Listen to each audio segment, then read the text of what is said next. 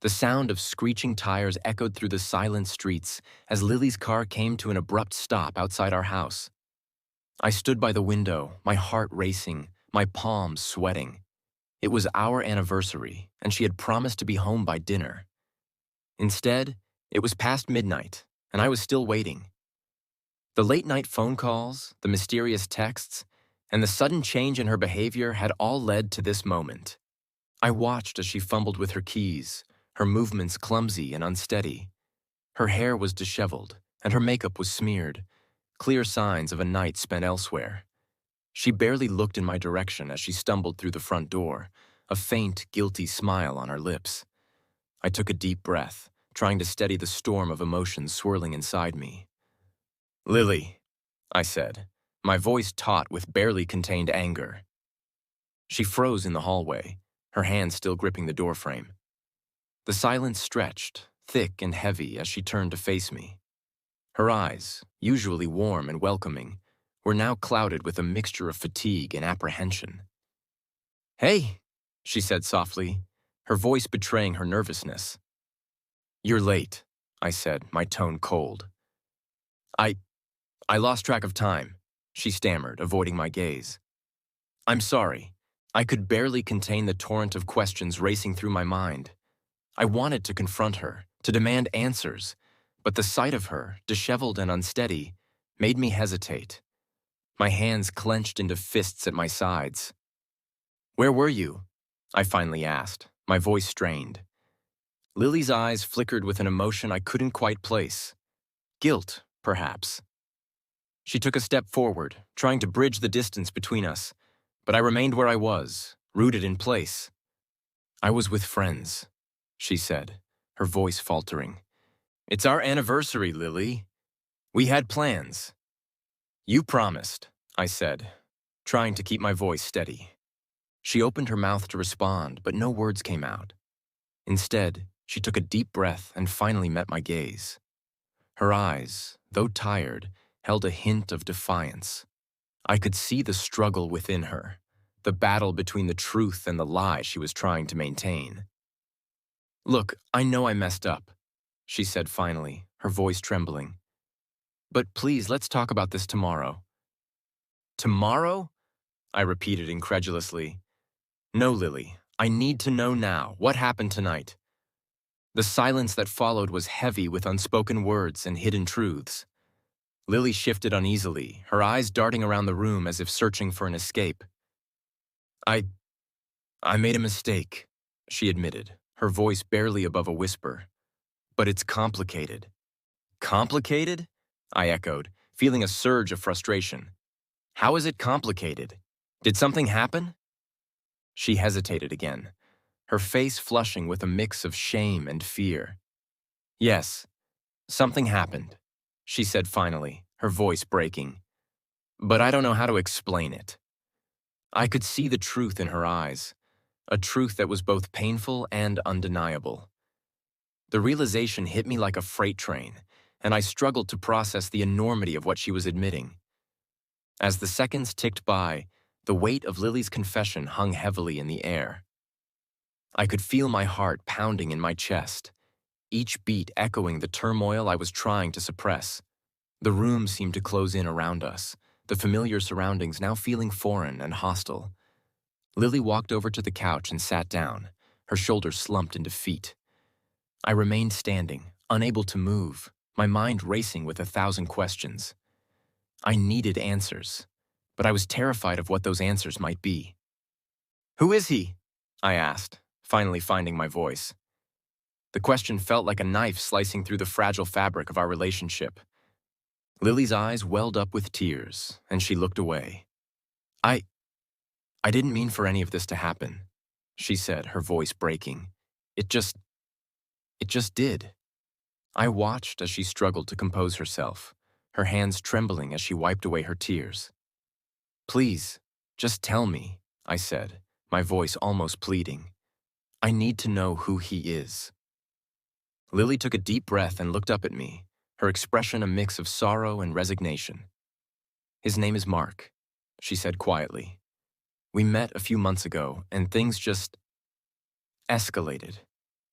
The name hit me like a slap in the face. Mark. I had never heard the name before, and yet it felt like a betrayal on a personal level. I had no idea who he was or why he had become such a significant part of Lily's life. Why? I asked, my voice cracking. Why did you do this? I don't know, Lily admitted, her voice trembling. It started out as something small, just a friendship, but then it grew into something more, something I couldn't control. You couldn't control it? I repeated, the disbelief in my voice evident. You made a choice, Lily. You chose to be with him. She looked down, unable to meet my gaze.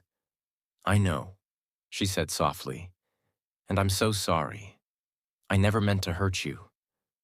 The pain in her voice was palpable, but it did little to ease the anguish I was feeling. The sense of betrayal was overwhelming, and I struggled to come to terms with the reality of the situation. I don't know if I can forgive you, I said, my voice barely above a whisper. I don't know if I can ever trust you again. Lily's face crumpled with emotion, and she reached out toward me, her eyes pleading. Please, don't say that, she said, her voice choked with tears. I love you. I never wanted any of this to happen. The words felt hollow, a mere shadow of the promises she had once made. I could see the anguish in her eyes, but it did little to alleviate the pain that had settled in my heart. As the minutes ticked by, we sat in silence, the weight of the situation pressing heavily upon us. The clock on the wall seemed to mock us with its relentless ticking, each second a reminder of the shattered trust between us. Finally, I spoke, my voice heavy with resignation. I need time, I said. I need time to figure out what I want. Lily nodded, tears streaming down her face. I understand, she said quietly. I'll give you as much time as you need. As I watched her sit there, her head bowed in defeat, I couldn't help but wonder how we had ended up here. The anniversary that was supposed to be a celebration of our love had instead become a painful reminder of the fragility of trust. The night stretched on, the silence between us a stark contrast to the once vibrant connection we had shared. I knew that things would never be the same, and the road ahead was uncertain. The pain of betrayal was raw and real, and the future seemed to hold only questions and heartache. As Lily quietly left the room, I was left alone with my thoughts, the darkness of the night mirroring the turmoil within me. The anniversary was over, and the reality of our broken relationship had set in. The path to healing would be long and arduous, and I could only hope that, in time, we might find a way to rebuild what had been so irrevocably damaged. The days following Lily's confession were a blur of anger, confusion, and sorrow. Our home, once a sanctuary of comfort, now felt like a prison filled with echoes of unspoken words and shattered trust. I struggled to maintain a facade of normalcy at work, but my mind was constantly preoccupied with thoughts of Lily and Mark. One afternoon, while rummaging through the attic for old photo albums, I stumbled upon a dusty box labeled Memories. It was filled with keepsakes from our years together, letters, tickets from concerts, and old photographs. As I sifted through the items, I came across a stack of letters that Lily had written me during our early days of dating. They were filled with promises and dreams, each one a testament to the love we had shared. Sitting on the attic floor, I read through them, the words both comforting and heartbreaking. The person who had written these letters seemed so far removed from the woman who had betrayed me. I clutched the letters to my chest, feeling a deep sense of loss. My thoughts were interrupted by the sound of the doorbell ringing. I reluctantly made my way downstairs to find a police officer standing at the door. He introduced himself as Detective Thompson and informed me that he was investigating a case involving Mark, Lily's lover. Is everything all right? I asked, trying to hide my growing anxiety.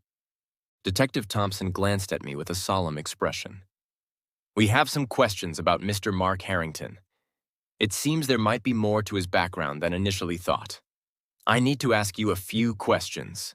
Sir. As the detective entered the house and began his inquiry, I felt a pang of unease.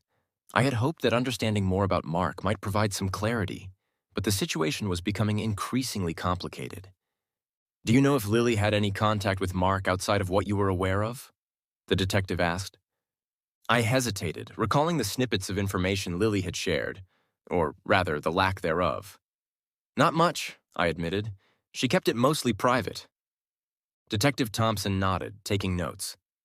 Well, it's important that we piece together the full picture. If you remember anything else, please let me know. After the detective left, I was left alone with my thoughts once more. The idea that Mark might have a more sinister side only added to the turmoil. The trust I had placed in Lily now felt like it had been misused in ways I hadn't anticipated. My quest for answers was far from over. Weeks passed, and while Lily and I had maintained a fragile truce, the tension between us was palpable. We spoke only when necessary, and our interactions were marked by an underlying current of resentment and hurt. The days felt interminable, and the nights were filled with restless sleep and troubling dreams. One evening, Lily came home looking more distressed than usual. Her face was pale, and her hands trembled slightly as she set down her bag. I could see that something was weighing heavily on her. I need to talk to you, she said, her voice barely audible. And I gestured toward the living room, and we both took a seat. My heart raced, anticipating what she might reveal. The air was thick with apprehension. I've been trying to figure out how to explain this, Lily began, her eyes searching mine for some sign of understanding. I made a mistake, but it's more complicated than I initially let on. What do you mean? I asked, my voice tight with controlled anger. I've been doing some digging, she continued, her voice wavering. Mark isn't who he claimed to be. I found out that he's been using a fake identity. There's something seriously wrong here. My eyes widened in disbelief. A fake identity? Why didn't you tell me sooner? I didn't know how to bring it up, Lily said, tears welling up in her eyes. I was scared. I thought I was in over my head, and I didn't want to drag you into it. I took a deep breath, trying to process the new information. So what does this mean? Are you saying Mark was deceiving you the whole time? Lily nodded, her face filled with anguish. Yes, I found out that he's been in trouble with the law and has a history of manipulation. I was used as a pawn in whatever schemes he was involved in. The revelation was both shocking and disorienting. The sense of betrayal was now compounded by the realization that Lily had been a victim in a larger, more dangerous game. Yet, it didn't erase the pain of her infidelity. We need to take this seriously, I said, trying to focus on the practical aspects of the situation. If Mark is dangerous, we need to involve the authorities and make sure we're protected. Lily nodded, her eyes filled with a mixture of relief and fear. I'll do whatever it takes. I want to make things right, but I understand if you're not ready to forgive me. I don't know if I can, I admitted, feeling the weight of the decision. But we need to deal with this situation first. The following days were a whirlwind of police interviews, protective measures, and a slow but steady attempt to rebuild some semblance of normalcy. Detective Thompson kept us updated on the investigation, and Lily's cooperation was crucial in providing information about Mark's activities. As we worked together to address the immediate danger, something unexpected began to happen. Through the shared adversity and the joint effort to protect ourselves, Lily and I started to rediscover the connection we once had. It wasn't the same as before, too much had happened, but there were moments of vulnerability and honesty that began to bridge the gap between us. One evening, after a particularly grueling day, we sat together on the porch, the cool night air providing a welcome reprieve from the chaos. Lily looked at me with a mixture of hope and uncertainty. I know I've hurt you, she said softly, and I understand if you need more time, but I want you to know that I'm committed to making amends and rebuilding our trust. I looked at her, seeing the woman I'd fallen in love with, though she was now marked by her experiences and mistakes. I appreciate that, I said. It's going to be a long road, and I'm not sure where we'll end up, but I'm willing to try, if you are. Lily nodded, her eyes filled with gratitude. Thank you. I know it won't be easy, but I'm ready to face it. As the days turned into weeks, we continued to navigate the challenges together. The investigation into Mark's activities revealed a complex web of deceit, but with Lily's cooperation and the detective's expertise, we managed to put an end to the immediate threat. Our journey toward healing was neither quick nor straightforward. It involved countless conversations, therapy sessions, and a lot of hard work. We learned to communicate more openly and honestly, and although the road was fraught with difficulty, there were moments of genuine connection and understanding. In the end, our relationship was forever changed by the events that had transpired. We had to confront the reality of what had happened and work through the pain, but there was a renewed sense of commitment and hope. The anniversary that had begun with heartbreak had become a catalyst for growth and transformation. As I looked back on the tumultuous journey, I realized that while the past could not be erased, the future was still unwritten. Together, we faced the uncertainty with a renewed sense of purpose, hoping to build a stronger foundation for whatever lay ahead.